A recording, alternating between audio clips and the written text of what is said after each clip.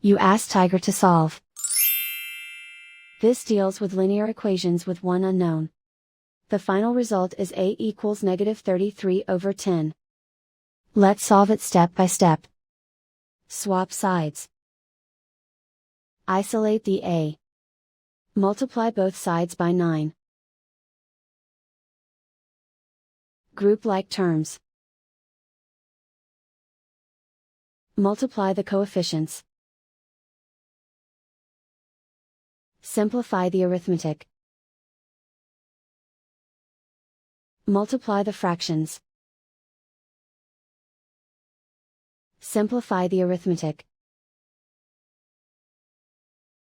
Convert the a into a positive number.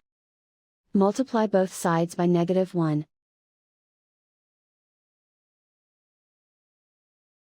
Remove the ones.